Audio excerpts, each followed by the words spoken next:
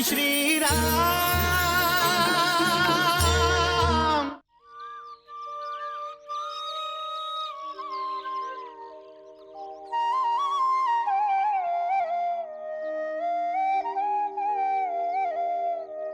जब सूर्योदय होता है तब हम सूर्य वंदना करते हैं, और जब सूर्य अस्त होने को होता है तब संध्या की जाती है।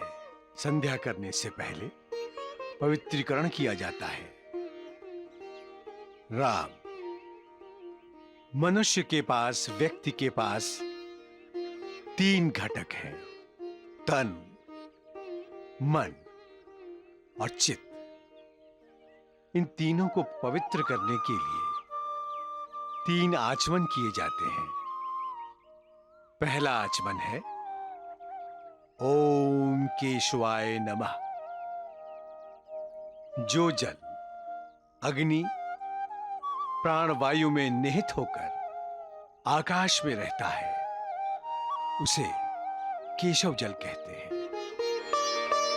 इस केशव जल से चित्त की शुद्धि होती है। और दूसरा है ओम माधवाय नमः। जो जल वनस्पति जीवमान में विद्यमान है उन्हें मधु कहते हैं। इस मधु से मन की शुद्धि होती है। तीसरा आचमन है ओम नारायणाय नमः। जो जल कुएं में, नदी में, सागर में दिखाई देता है उसे नारायण जल कहते हैं। इस जल से तन की शुद्धि होती है। ओम केशवाय नमः। क्या होता है आचमन, समझा रहे वशिष्ठ। आत्मसाध करते चले गुरुवाणी गुरुनिष्ठ। कल्याणमस्तु। सीते, रात्रि हो रही है। माँ, आप ऐसे ही बोलती रहेगी तो वो तीनों आके मुझे पकड़ लेंगे। हम छुपा छुपी खेल रहे हैं। पिताजी, आप हिलना नहीं। माँ, सीता यहाँ आई है? मैंने सीता को इसी कक्ष में आते देखा है। पिताजी।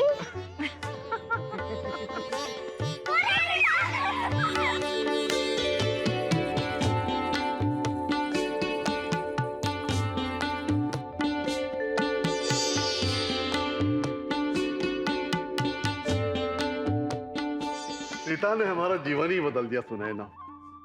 हाँ, राजा सुधन्वा जिसे शिवधनुष का प्रताप समझ रहे हैं, हमारे राज्य की उस सुख समृद्धि का श्रेय हमारी पुत्री सीता को है।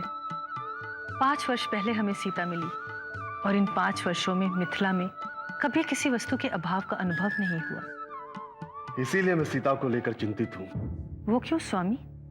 मन में उसके विवाह के विचार आते रहते हैं कि उसे योग्य पति मिले, परंतु सुनैना, आज राजा सुधन्वा ने सही मार्ग दिखा दिया। वो क्या स्वामी? सीता को योग्य पति मिलेगा सुनैना। जो वीर शिव धनुष को उठाकर उस पर प्रत्यंचा चढ़ाएगा वही सीता का पति होगा। कहते हैं विवाह बंधन स्वर्ग में ही तय हो जाते हैं। उसके अनुसार सीता के पति ने भी इस भूलोक पर जन्म ले ही लिया होगा। अवश्य। कौन होगा वो जो आपकी शर्त को पूरी करेगा?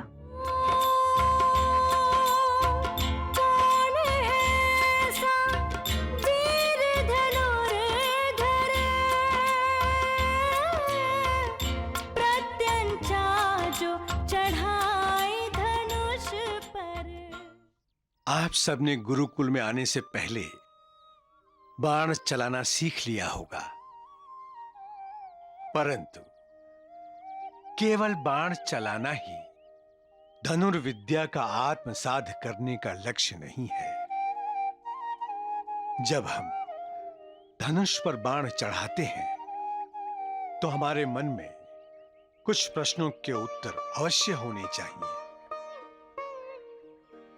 जैसे हम बाण किस पर चला रहे हैं और क्यों चला रहे हैं, और हमारा लक्ष्य क्या है। क्या हम अपनी धनुर्विद्या का प्रयोग और उपयोग समाज के हित में कर रहे हैं या नहीं। हम जिस पर बाण चलाने जा रहे हैं, क्या वो हमारा शत्रु है या हमारे समाज का, हमारे देश का? क्या वो हमारे धर्म का शत्रु है? जब हमें इन सब प्रश्नों का उत्तर मिल जाए, तब कभी भी बाण चलाते समय विचलित नहीं होते। हम एक ही निर्णय लेकर बाण छोड़ते हैं। ये देखो, तुम लोगों के सामने एक पुतला है। ये अधर्मी है, अनाचारी है। इसका वध होना अति आवश्यक है। शत्रुघ्न, तुम किस पर बाण चलाओगे? उस पुतले पर। लक्ष्मण, मैं अपने धनुर्विद्या का उपयोग शिक्षा के लिए कर रहा हूँ। भरत, गुरुदेव, मेरा लक्ष्य है आपसे धनुष विद्या सीखना। और राम, तुम?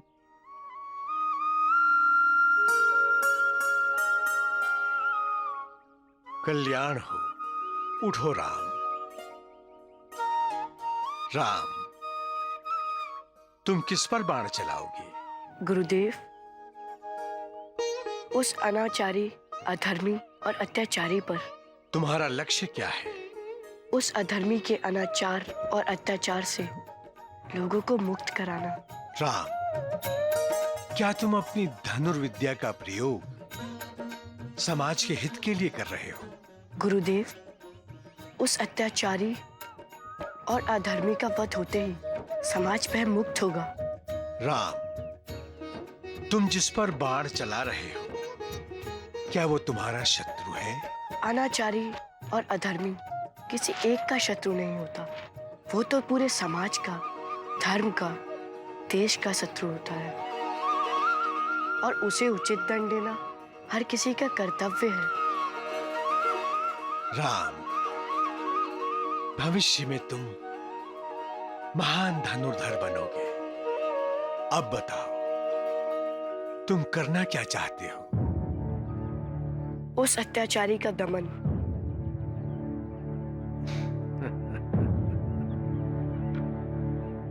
तो बाण छोड़ो राम।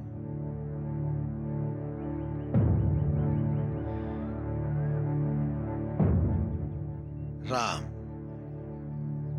यदि तुम अपने शत्रु को दूसरा अवसर नहीं देना चाहते, तो उसका मर्म भेदन अति आवश्यक है। उसके लिए संपूर्ण शक्ति से तुम्हारा बाण धनुष से इस गति से निकले कि उसके वेग से वायु भी अचंभित हो जाए।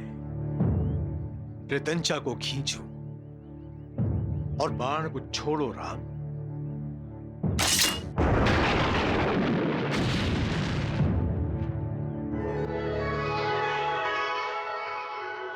कल्याण। राम के संग ही तीनों भ्राता रातों को भी रहते जागे। दैनिक चर्या करके समाप्त वो पशुधन की सेवा में लागे। नेह के संग ने सहराते, नेह के संग उन्हें सहलाते, भोजन रख कर उनके आगे। ऐसा भाग्य मिला तीन को जिन्हें राम दुलार मिले बिन मांगे। गुरुदेव, मुझे डर लग रहा है। शत्रुघ्न, किसी भी परिस्थिति में तुम्हारा निशाना न चूके, इसी का तो तुम्हें मैं अभ्यास करा रहा हूं। डर का त्याग करो शत्रुघ्न और निशाना साधो।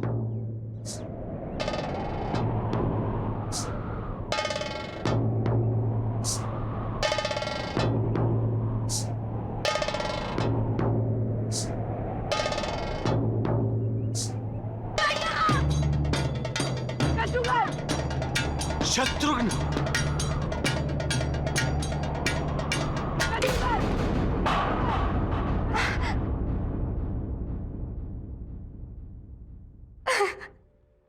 सुमित्रा, रो क्यों रही हो? महाराज, ये तो आप शुक्र है। गुरुकुल में हमारे बच्चे लक्ष्मण, शत्रु। सुमित्रा, हमारे चारों पुत्र कुशलतापूर्वक हों। तुम चिंता मत करो। महर्षि वशिष्ठ स्वयं छात्रों की देखभाल करते हैं। हाँ सुमित्रा, उनके लिए गुरुकुल में शिक्षा लेने वाला हर छात्र उनके अपने पुत्र समान है। पर तुम्हारा ये दीपक,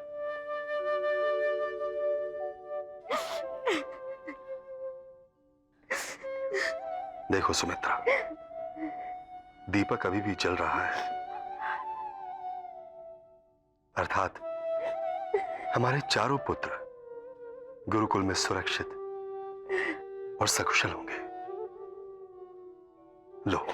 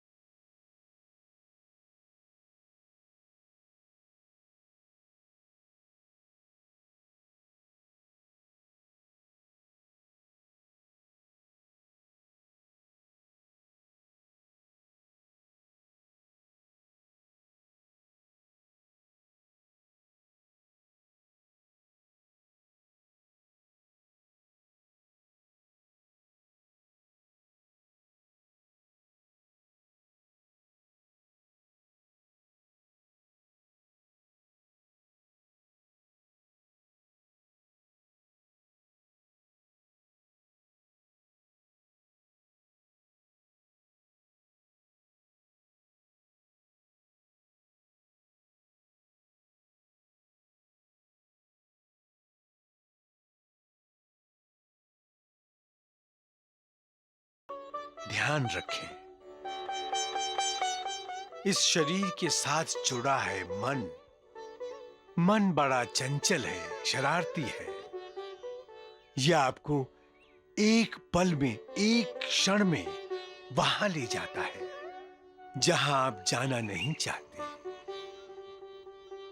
इसलिए इस मन को अपने वश में करना अति आवश्यक है, ताकि हमारी बुद्धि, हमारी सोच सही हो।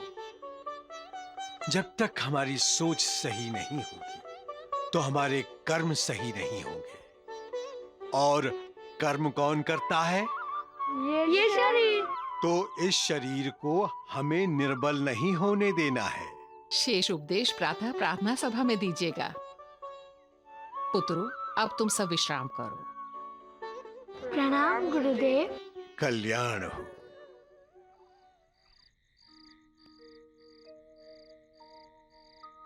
सोने की कोशिश करो शत्रुघ्न। नहीं नहीं आ रही भैया, बहुत दर्द हो रहा है।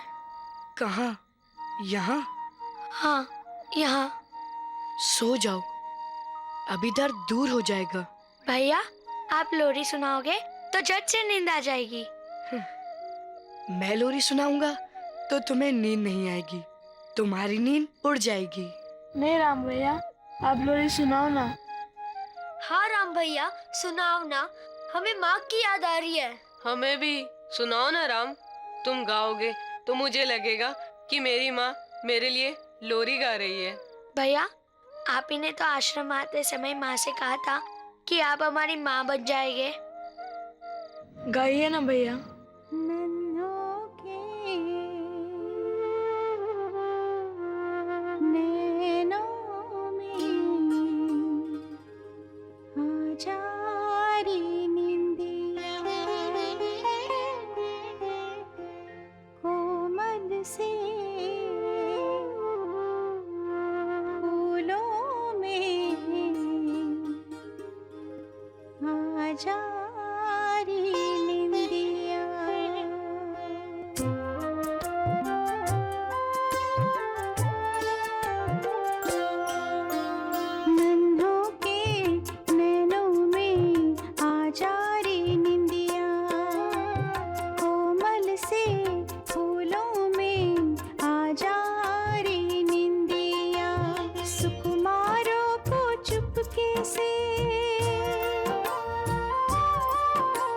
सुकुमारों को चुपके से सुला जा रे निंदिया, नन्हों के नैनों में आ जा रे निंदिया, कोमल से फूलों में आ जा रे निंदिया।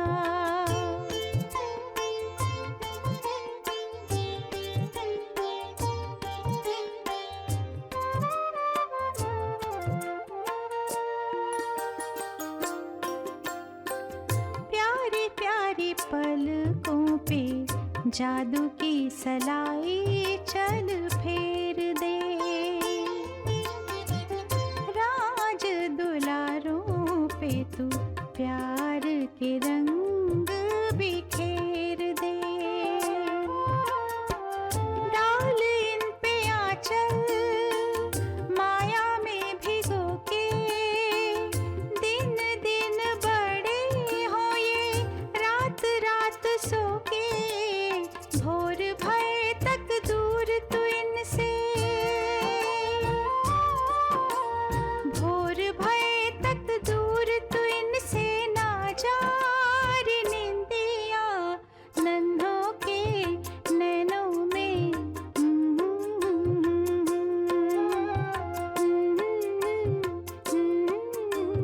आ जा रे निंदिया।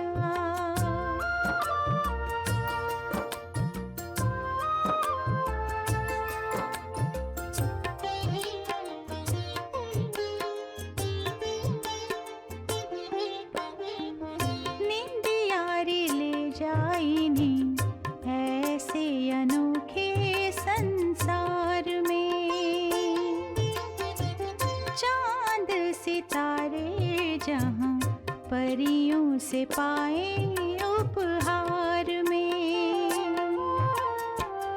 उड़न खटोले पे ले जा रही उड़ा के, ममता की बाहों में झूला झूला के, यहाँ से लेकर यहीं इन्हें,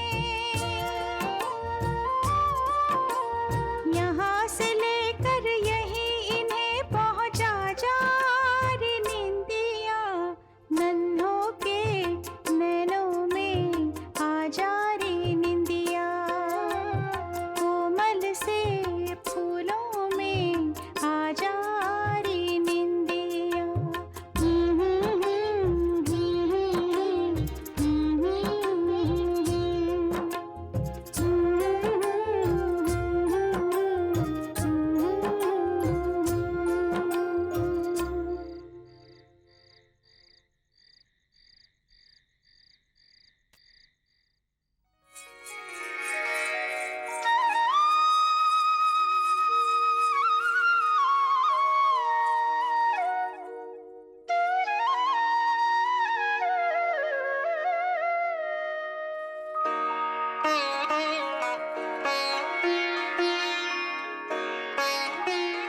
प्रभु, आज हमारे गुड्डा गुड्डी का विवाह है।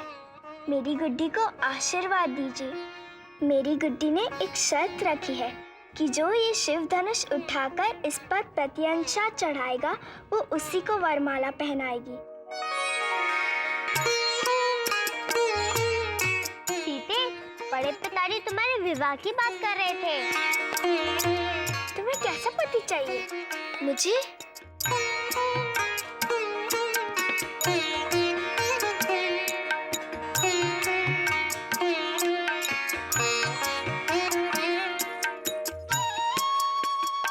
मुझे ऐसा पति चाहिए, भगवान विष्णु जैसा। देखो, इनके हाथ में पद्म है। हाँ है। माँ ने मुझे बताया कि पद्म ये संकेत करता है कि ये कमल की तरह कोमल है। परंतु इनके हाथ में तो गदा भी है। हाँ, कमल की तरह कोमल है तो गदा की तरह कठोर भी। और शंख? शंख किस लिए? माँ ने कहा है कि शंख बजाकर सज्जनों को विश्वास दिलाते हैं।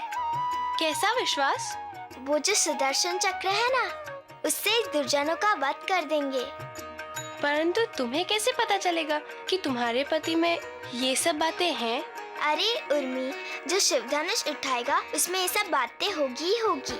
अतुलनीय वंदनीय पूजनीय इष्ट यही एकनिष्ठ होके ध्यान विष्णु का लगाया है। जगतपति परम पति को पति के रूप में पाऊं, यही मुख्य आकर्षण यहाँ खींच लाया है। चलो चलो, गुड्डी का विवाह करते हैं, नहीं तो वो रूठ जाएगी। चलो। जय श्री राम।